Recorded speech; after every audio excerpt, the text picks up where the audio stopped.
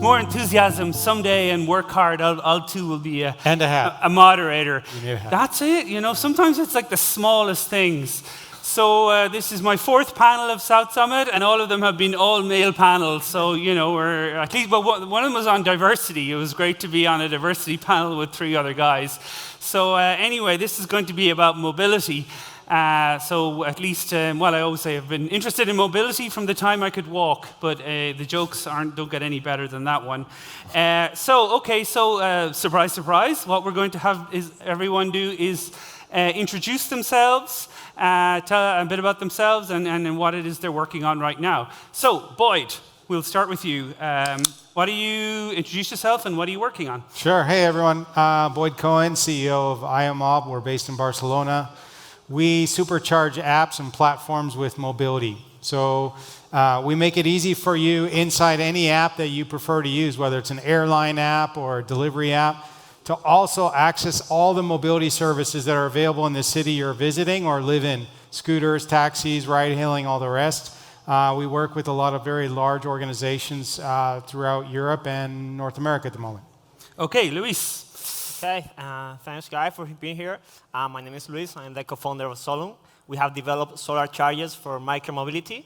We have a unique product. Right now, we have developed a solar pavement.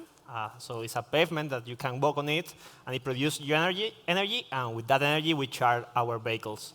So as I said before, it's unique right now in the world. We're working in Spain, also in Netherlands, too, and we are going to launch in other countries like France and Turkey. Okay, so all you need to know is Pep said, Luis has a really cool company. You don't need to know what it is or what it does, just that it's a cool company. Okay, right, Pep, the man who's forever 19 has grown up slightly, but anyway, introduce yourself. What are you up to these days? Thanks, Joe. So I'm Pep. I'm the founder of Revi. What we do is we are the leading manufacturer for public sharing electric vehicles in Southern Europe. We were born 2 years ago, and we're planning to do 20 million revenue this year. Okay, fantastic. And finally, Chema, at the end, what do you do? And try and make it interesting, because it's like...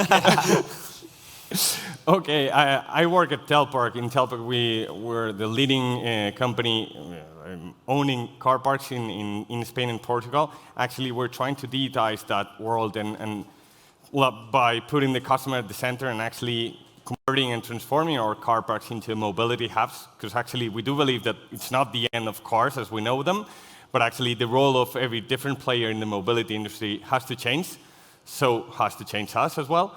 And that's why we are here for, and to understand how mobility is going to work in the future and to get to know you all guys. Okay, fantastic. Okay, it is car parks, which is like pensions and all these things, insurance, all these very sensible things in life. But everyone wants to talk about scooters, but the money is made out of, people like Chema with his car parks.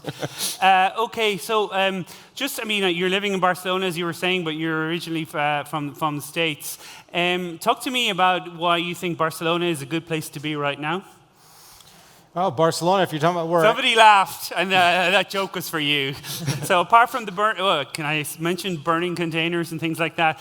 Talk to me, watch the smile. Why is Barcelona a great place to be right now?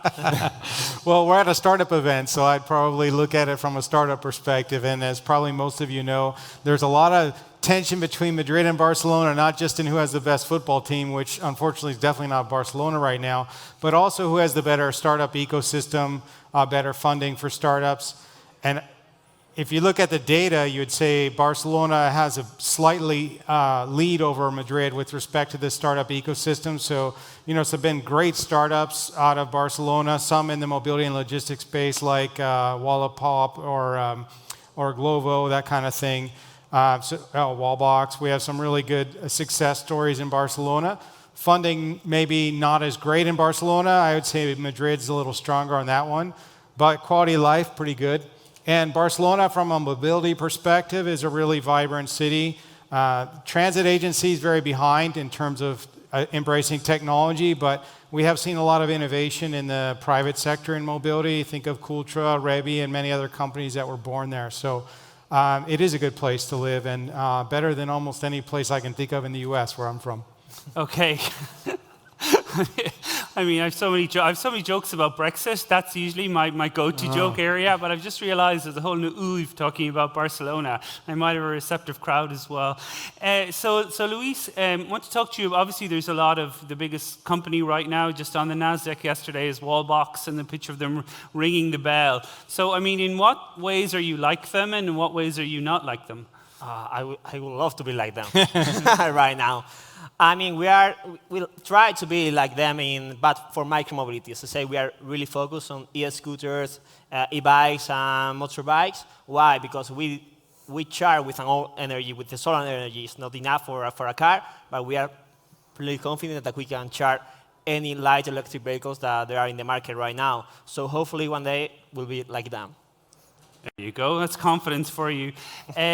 So, Pep, it's interesting. I mean, many people in the room would know you from Fever and, embracing how to, shall we say, the hedonistic parts of life, how to have a good time. But now you've changed it all, right? And you want to sort of become a climate change person. Just talk to me about that journey. I mean, was it something that you I guess after Fever, you looked around and you thought, what am I going to do next? Is climate change just a business opportunity, or do you feel, passionately connected to it? Yeah. I mean, for me, the first company I created, Fever, it's a marketplace, right? And it's a marketplace very focused on consumer. It's very focused on, I would say, conversion rates, UX, doing a product that works, that scales, but it doesn't have that much that hardware or thing that Revit has, right? So to me, after Fever, I was looking to start a company, where, I thought I could learn from other areas. One of them would be B2B, so selling franchises, establishing sales teams, and so on. Another thing would be hardware, right? And then, anyway, in general, I'm a very passionate person about law and public law and infrastructure and so on. So I started studying many different things in infrastructure, water, chargers, and then I came up with this mobility idea. So then I decided to start that. I thought there was an angle to do it different. Is that you? I think that was me. Okay, I don't know. right. Yeah, I thought there was going to be an opportunity to do something significantly different to the other players, and that's where we position ourselves. Okay, so Gemma, I mean, because you're the other side of the panel for me, you're not within swinging distance. So, if I was a young up and coming startup, I always say stay away from the existing players, because they all get up and say, like, we are embracing electric cars and we are embracing new ways of doing things. But fundamentally, life is pretty good for you the way things were. So in what sense are you kind of, embracing the future only because you have to? And in what sense are you embracing the future because, you think this is an even better opportunity than before? No, actually, I haven't mentioned one of the most important things about us. That is, we are the leading app these days in terms of users for parking, for car parks, even on and off street. We have over 2.5 million users in our app. And they actually, what I think they found interesting is not only the digitalization that I was talking about before.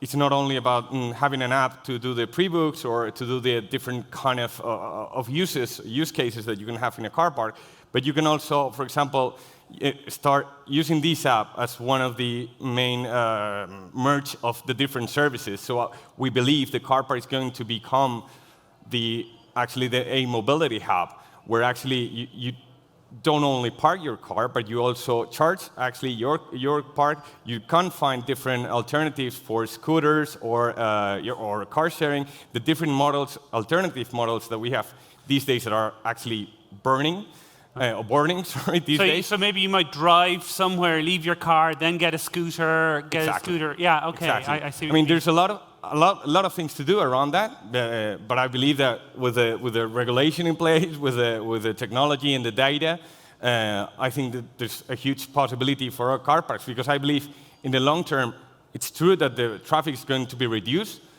but still we have an excessive number of car park spaces on street that we can get it for the pedestrians, actually. Okay. That's our ultimate goal. And just in terms, because I might forget to ask you about this later, so just let me ask about the effect of the pandemic now. So, I mean, I guess that's pretty rough on you, and basically no cars on the road. So, how has it been, and what have you learned? Well, it's been really, really tough, especially the hardest days of the confinement.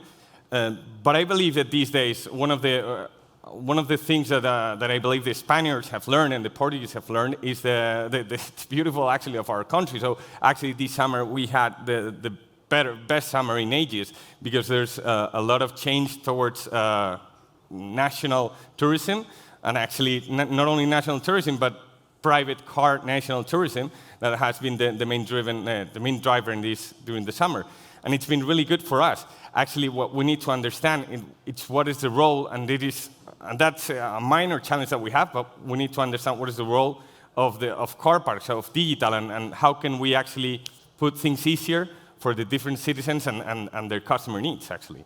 Yeah, okay, it's interesting. I've just noted your hat is actually a branded hat, right? Correct. I sort of see. Okay, there you go. This, if you're in entrepreneurship, you're in sales, so maybe you should turn it around and wear your hat in the other direction. Okay, so what mobility tips do you have for people? Like, I mean, are you these people who like? I'm thinking of my father about this, who would like calculate. My mother used to just jump in the car and start driving and somehow get to where she needed to go. My father would like, because he grew up by the sea, so he would work out the tides and things like that. So he was a much more strategic planner, in terms of how he would do. So what kind of mobility tips are out there? I mean, are you kind of like calculating all your mobility, or are you a bit like my mother and you just just get there by whatever means? I'm a bit of a freak for some people because I don't have a driver's license and I'm an American, and that just is like, how is that possible? Like, we love our cars, but and I grew up with cars as I was, driving age. But since I moved to Barcelona 6 years ago, I haven't had a driver's license. So my thing is, I'm a fanatic for accessing all the modes of mobility and not being married to any single one. I want to be able to access the ecosystem when I want it. And that's why we created Iomob, was because we realized there's this exciting amount of new types of mobility services coming to our cities. But, we did a calculation before COVID. There was over 50 companies in Barcelona, over 60 in Madrid, that had an app with a specific mode of mobility available in their app. And so our job at Iomob is to make it easy so that you can find that one app that works for you, and we don't care which one, because Iomob wants to power all of them. We're this invisible middleware aggregating mobility services so you can have at your fingertips whatever mobility device makes sense for you right now. And if it's not obvious, because maybe you're going somewhere you're not used to going, or you want a scooter and you go on the street and you don't see one, instead of opening up 20 different scooter apps for pre-COVID, Madrid had 21 scooter services that were licensed to operate in the city. So instead of opening them all up to try to find out where a scooter is and you say, forget it, have them all seamlessly integrated in one experience, and I can choose whatever scooter is available. So my tip is, find that app that helps you solve that pain point so you can find the best service to get where you want to go. Yeah, and it's like one app to rule them all and all that kind of stuff, the mobility aggregation services. But it's interesting you mentioned middleware, and that's very often the smartest play, right? Be the person, be the payments network, when that is often the smartest way to set up a company. Lisa, I want to ask you just about, in terms of what you do, there's a lot of, engineering and moving parts and stuff like that. So, I mean, what were the biggest lessons kind of you learned, in terms of like stuff breaking down that you thought was more reliable, or stuff taking longer to charge that you thought would, those kind of like, because this is the sort of the things about starting a company that you never see, right? It's like sort of like you start and then you just like, it's like a fully formed thing, right? But there's a million things that went on to make that happen. So like, I mean, you always have these things about like the wind generators and who are like all these birds decide to fly into them and things like that. So you always have kind of unusual sort of stuff happen. So in public, tell the audience all your failures. That's want you to do. And we'll give you a hug if you need one. I'm gonna be honest. I mean, it's hard. It's really hard when you're developing technology, and especially when that technology doesn't exist, just only in your mind. Yeah. It's really hard, but it's possible. I mean, it's possible. We have great industry here in Spain. We have a lot of suppliers. So when you are relying on them, talking to them, trying to figure out how to do it, they help you. And we have received a lot of help for many suppliers, for many people in the industry. To be honest, I'm not gonna lie, it has been so challenging to develop a product like us, but it is possible. It's possible also because the people believe in it. Okay, so I'm gonna like get more specific on that. It's a beautiful politician's answer. You know, everything is possible, and people believe in you. Like you didn't answer the question. So, so You told us we don't have to answer I your want question. to hear about a bird breaking your machine, or like a raccoon or something like that. You know, probably if a guy from the Midwest has loads of like animal breaking technology stories. But you know, if I was I don't know, Harry Potter or something, just to pick one child wizard. He's the only child wizard I know. If I could make one thing happen that would make your life easier, like what would that be? One thing, the public administration go quick. Yeah. No, but I mean... I'm going to ask Pep the same question, by the way, so you can be preparing. Same If answer, I could bro. make one thing happen that would make your life easier. No, but talking about failures that we were before, for example, many of our solar pavement has been broken by vandalism. There you go. That's what I'm looking for. We face a lot of vandalism. We have faced a lot of different ways of breaks our pavement, but we keep developing, we keep improving, and we try to make it harder and harder. Yeah. Right now, our pavement is twice harder than concrete. And they still have make it to break just one, this time just one. But truth is, it's hard, but as I said before, it's possible with work, with challenging yourself every day, and challenge the guys on the streets to break it. But you have to expect this to happen. You know, it's always, you have to start telling yourself these things happen for a reason, you know, because somebody vandalized my thing, we made the glass stronger, and that then made consumers embrace us. So I'd like to thank those vandals for vandalizing our stuff originally. Right now we are trying to put our pilot projects in the worst places just to find out how you can break it. Yeah, there you go. Like, this is typical entrepreneurial stories. But yeah, I mean, I co-founded 6 companies, and it's literally like heartbreak day after day, followed by, you know, one piece of joy, and then you kind of start the whole thing all over again. But but this is what it's about, right? It's about this kind of thing. Okay, Pep, same sort of question to you. If I could do something to make your life easier, you know, what would it be? I'm going to be a little bit polemic here because you told me to be straightforward and so on. So, you know, the biggest problem that a company like us is facing is venture capital funds are still funding inefficient companies in the mobility space, and that's very bad. What we see is, you know, there's a lot of companies in the market which, whether are scooters, mopeds, and I don't want to name any in particular, but essentially these companies are having more or less a 4 to 5x times cost of revenue versus revenue. So if a company makes 50 million, then, you know, maybe they burn to make, you know, I don't know, 200 million to make 50 million, right? So anyway, and then venture funds, for some reason, because there's so much capital, they're still funding these companies. The problem with those kind of situations is, you know, companies like us have to struggle growing and have to innovate at the same path or better or faster than these other companies. We believe in the mid to long term. That's why we're doing this, right? So we're building the strategy of being a profitable company, sustainable since day one, and so on. But you know, biggest pain we see right now is we need to be very alert and very in constant movement because we're just doing the same thing, but you know with 10 times less money than the rest, right? Yeah. So Yeah, no, I mean, it's amazing. Although, you know, I saw Diana earlier, who was like, people have made a lot of money out of these scooters, you know. So it was a sort of, it's interesting how there just seemed to be, you weren't a VC unless you had like a Patagonia vest and an investment in a scooter company. That's the third joke of the day, which fell even flatter than the previous I smiled. two. You got one? I liked it, yeah. There you go, thanks.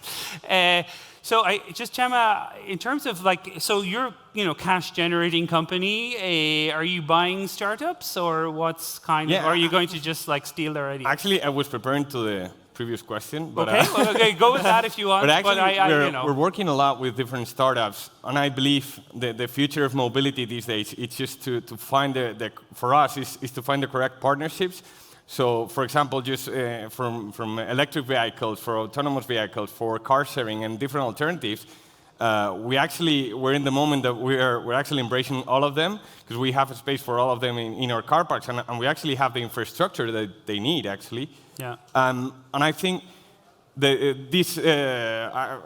talking with a lot of startups, especially in those kind of the middleware that help us to get our legacy systems into a most API middleware ecosystem, so we can work with all of them.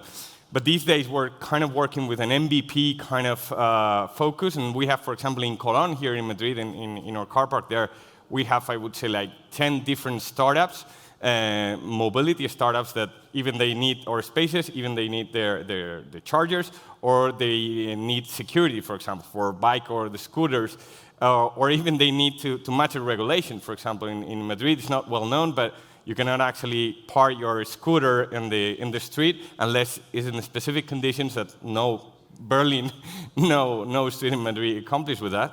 And car parks are for that, so that the life on the street is for the pedestrians, and for that we need those startups to embrace and to be part of the mobility hubs that we want to become.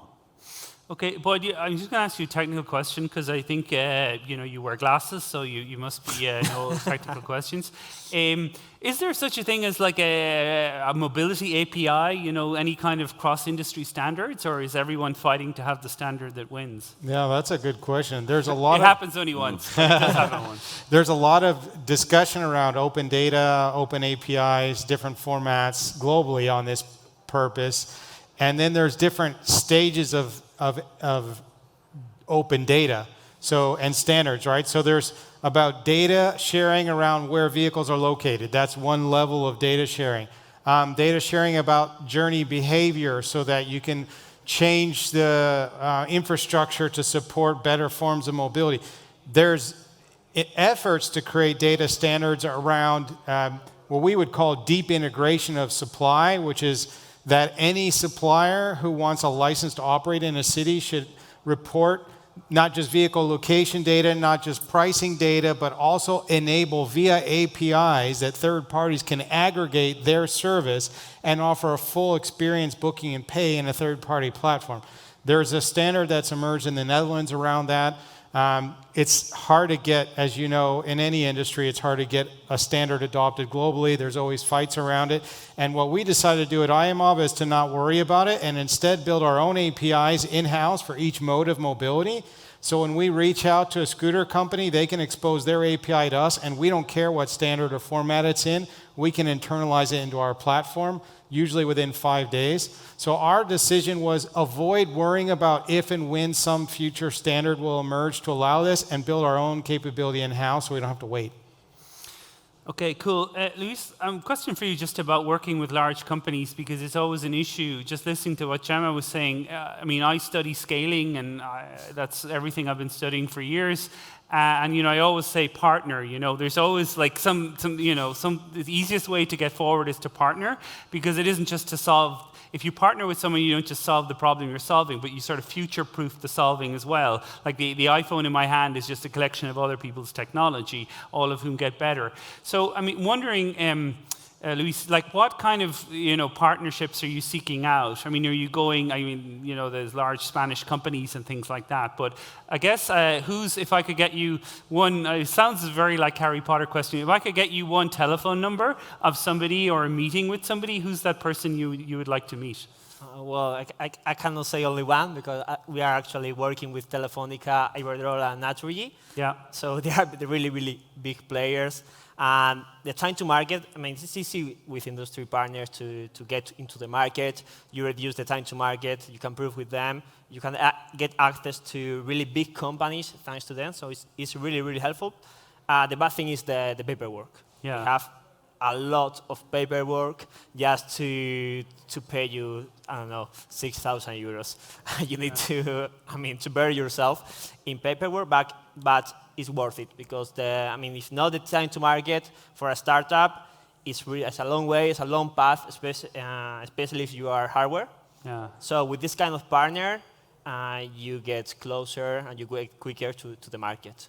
And what do you think they want from you? I mean, you know what you want from them, but what do you think they want from you? Innovation. I mean, they are so big, they have the capacity to innovate, but they don't innovate a lot, and it's really hard to move that machine, that elephant that they are right now. So it's flexibility and it's. I mean, there was a famous partner in Andreessen Horowitz always said that, you know, the battle between disruption is all about who can get innovation before who can get distribution. In other words, that the startup innovates, but if the startup can innovate and distribute, you know, then they will win.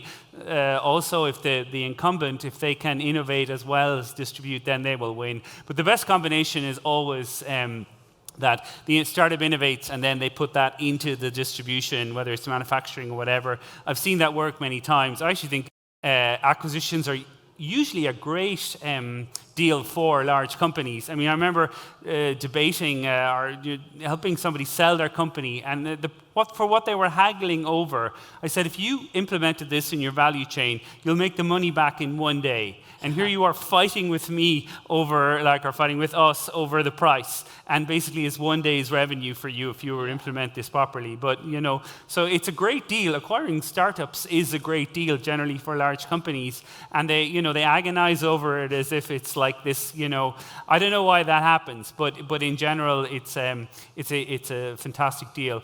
Okay, we've only a minute 40 left, so I just wanted to get just Pep and Chema. You know, Pep, you're an ambitious guy and have been ever since I've known you. I mean, how big do you think this can get? Like, what's your vision for your... How big do I think this company can get?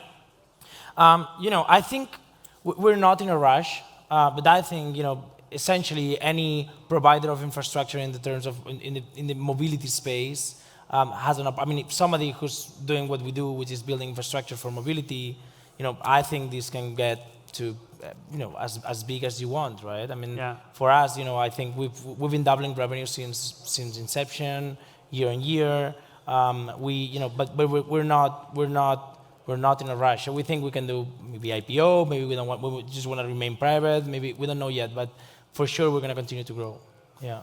Yeah, and finally, Chema, in the remaining time, what do you see in the future? I mean, do you see like, you know, do you think how soon do you think one day we'll have no petrol cars, that it'll all be electric? I mean, I presume a board or someone is saying that to you. How soon do you think that will happen?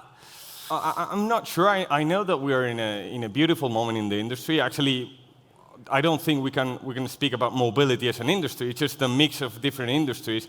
And I think that the beautiful of this moment is that every single player, talking about Renfe, talking about Iberia, but talking about Telpark, or talking about Telpark, or talking about Cabify or Uber, has to find its own way. And actually, I think the key there is how to collaborate and how to understand the big companies can work with the startups to gain that speedboats kind of a strategy for innovation. And there's also a timing issue. So actually, I was talking before that we have over 400 EV chargers. The occupation that we have these days is not that big, but we will keep investing on them because at the end, at some point, the customer will get there, and we need to be there. So it's kind of a timing and performing the industry. Okay, there's a man at the side that wants us to get off the stage. So that just remains me to thank Chema, to thank Pep, to thank Luis, and to thank Boyd, and to thank you, the audience, for listening, and to thank everyone online for watching up. My name is Joe Haslam, and this has been a delight. Thank you very much.